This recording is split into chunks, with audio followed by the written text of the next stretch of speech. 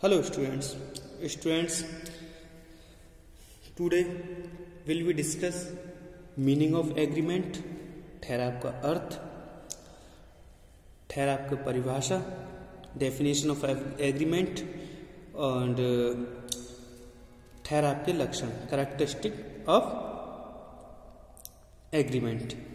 और अगर हमारे पास टाइम होगा तो काइंड्स ऑफ एग्रीमेंट के बारे में अध्ययन करेंगे।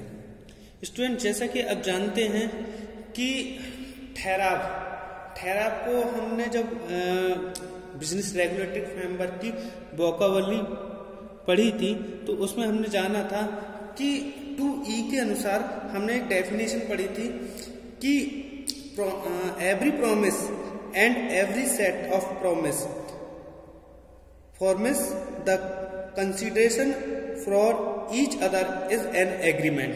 कहने का तात्पर्य है प्रत्येक वचन अथवा वचनों का प्रत्येक समूह जो एक दूसरे का प्रतिफल हो ठहराव कहलाता है। भाई हमने क्या पढ़ा था 2E के अनुसार कि प्रत्येक वचन तथा वचनों का प्रत्येक समूह जो एक दूसरे का प्रतिफल हो ठहराव कहलाता है। समझ में आ गया? एक लॉजिक के अनुसार कहा जाए कि जब कोई व्यक्ति किसी कार्य को करने के संबंध में अपनी सहमति प्राप्त कर देता है कि भाई ऐसा कार्य मैं कर दूंगा और ऐसा कार्य नहीं करूंगा, तो वो क्या कहलाएगा? हमारा ठहराव कहलाता है। छात्रों, आज हम इसके जो मेन कोटेशन है, हम एक कोटेशन है जो क्वेश्चन पूछा जाता है हमसे एग्जाम्स में, वो इस तरीके से पूछा जाता है। जो मेन कोटेशन है कि सभी अनुबंध ठहराव होते हैं किंतु सभी ठहराव अनुबंध नहीं होते हैं। इस टाइप से हमारा ये क्वेश्चन पूछा जाता है। ये क्वेश्चन की वोकैबुलरी है तो उसमें हमें सबसे पहले ठहराव लिखना है, फिर ठहराव का अर्थ क्या होगा, फिर डेफिनेशन लिखनी है, फिर हमें ठहराव को जो अनुबंध है और ठहराव है इन दोनों में डिफरेंस करके बताना है कि क्यों सभी ठहराव अनुबंध नहीं होते और सभी अनुबंध ठहराव होते हैं। क्लियर? तो हम कह सकते हैं all contracts are agreement but all agreements are not contract. Clear? कि भी जो ऑल कॉन्ट्रैक्ट्स हैं वो सभी एग्रीमेंट हो सकते हैं, परंतु जो ऑल एग्रीमेंट्स हैं वो कॉन्ट्रैक्ट नहीं हो सकते। तो स्टूडेंट्स, हम इसके बारे में पढ़ते हैं। इसका अर्थ क्या है कि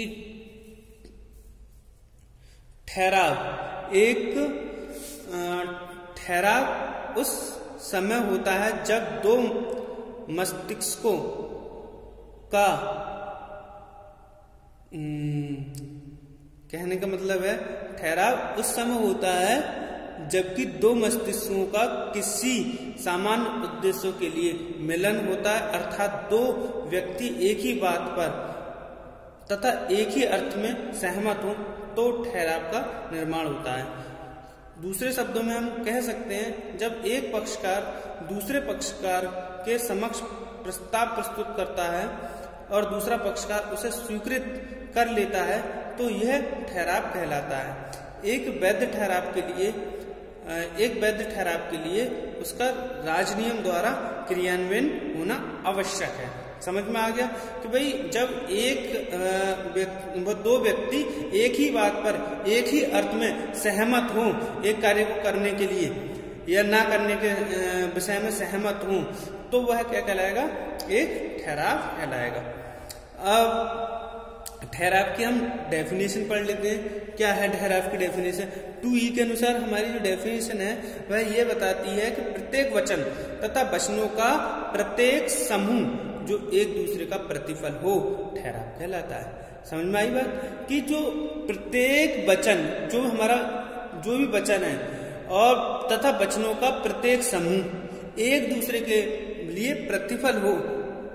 एक दूसरे का प्रतिफल हो ठहराव कहलाता है। क्लियर? हम इसे इस परिभाषा के अनुसार वचन एवं वचनों का प्रत्येक समूह जिसका प्रतिफल विद्यमान हो ठहराव है।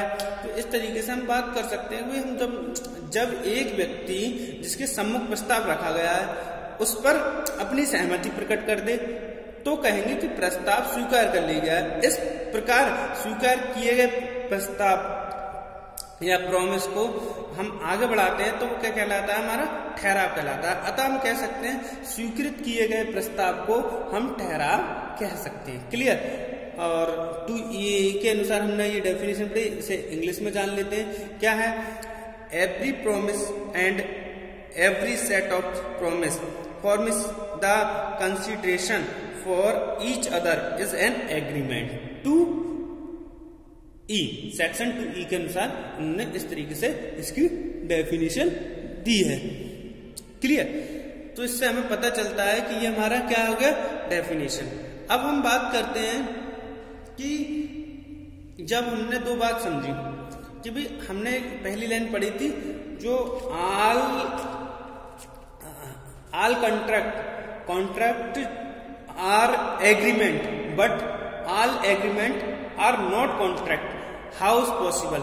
वो इस तरीके से देखते हैं कि ठहराव और अनुबंध क्या होता है। हम बहुत संक्षेप में इसे दर्शाने का बात करेंगे। जैसे ठहराव बराबर क्या होता है, किसी ने व्यक्ति ने एक प्रस्ताव रखा, उस प्रस्ताव को दूसरे व्यक्ति ने स्वीकृति प्रदान कर दी। सही है। जैसे भाई मैंने कहा कि भाई आप मेरा माल इतने रुपए में खरीद लिए, यानी राम ने प्रस्ताव श्याम के सामने रखा कि मैं 10 किलो आलू आपसे 10 रुपए के किलो के हिसाब से 100 रुपए के खरीदूंगा। ये क्या था, मैंने प्रस्ताव रखा, या राम ने प्रस्ताव रखा, सॉरी राम का एग्जाम्पल लिया। राम ने श्याम के लिए प्रस्ताव रखा कि 10 किलो आलू 10 रुपए के भाव से मैं 100 रुपए के तुम्हें बेचना चाहता हूँ।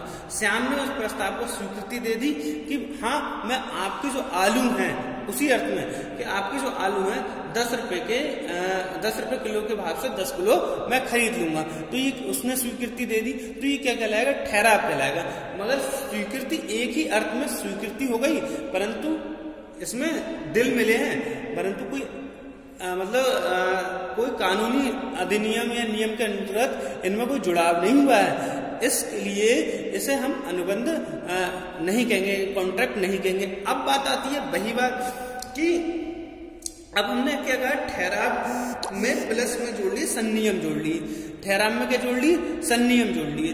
संनियम कौन से होते हैं, संनियम या राज्य नियम या कानून जो देश में प्रचलित कानून है, उनके आधार पर हमने ठहराव में वो जो जोड़ लिया। जैसे हमने जब वो करा प्रस्ताव, क्या राम ने क्या काम किया कि मेरे जो आलू हैं 10 रुपए के हिसाब से 10 किलो आलू 100 रुपए में मैं श्याम को बेचूंगा। यही बात हुई और श्याम ने उसे स्वीकार कर लिया। अब राम ने कहा कि कल को ये बात पलट न जाए, तो उसने क्या काम किया, जो कानून चल रहा है हमारे देश में उसके अंदर ना लिखा पढ़त के अनुसार बिल बनवा लिया, स्टाम्प पे लिखवा लिया और उसे उस पर स्वीकृति ली। अब उस पर स्वीकृति लेने के बाद जब वो नियम बनेगा तो वह कहलाएगा हमारा, क्या कहलाएगा, हमारा कहने का मतलब हो जाएगा फिर हमारा वो कहलाएगा कॉन्ट्रैक्ट। समझ में आ गई बात। जब हम कानूनी नियम के आधार पर वो बात रखेंगे तो वह कहलाएगा हमारा कॉन्ट्रैक्ट कहलाएगा। ठीक है स्टूडेंट, अब हम देखते हैं कि characteristic of agreement. Characteristic of agreement की बात करें तो कैरेक्टरिस्टिक ऑफ एग्रीमेंट ओनली 4 है। पहला है 2 या 2 से अधिक पक्षकार होना। तो हम एग्रीमेंट जो होगा, तो जो एग्रीमेंट होगा वो जब ही होगा जब 2 या 2 से अधिक पक्षकार होंगे, तभी एग्रीमेंट हो सकता है। इसके अभाव में एग्रीमेंट नहीं होगा। ठहराव के लिए कम से कम 2 पक्षकार को होना आवश्यक है। एक व्यक्ति स्वयं के साथ किसी भी प्रकार का ठहराव नहीं कर सकता। जैसे राम कहे मनी मन में सोच ले कि मैं श्याम को अपने आलू बेचूंगा, तो इससे ये आलू बेचे थोड़ी नहीं रह सकते हैं, कोई एंट्रैक्ट नहीं हुआ। तो इसलिए किसी को ठहराव करने के लिए 2 पक्षकारों का होना अति आवश्यक है। उसके बाद हम बात करते हैं कि पारस्परिक सहमति। पारस्परिक सहमति की बात करते हैं तो पारस्परिक सहमति होती क्या है भाई। राम ने श्याम के सामने आलू बेचने का प्रस्ताव रखा, तो उस प्रस्ताव में कहा जाए जब उनमें दोनों की सहमति होगी तभी ठहराव होगा। कहने का मतलब है दोनों पक्षकारों को एक ही बात पर एक ही भाव में सहमत होना आवश्यक है। भाई जो भाव है या भाव है उसी में सहमत होना, अन्यथा उनके बीच कोई भी ठहराव नहीं होगा। पक्षकार में मानसिक कहा जाए एकात्मकता का होना आवश्यक है।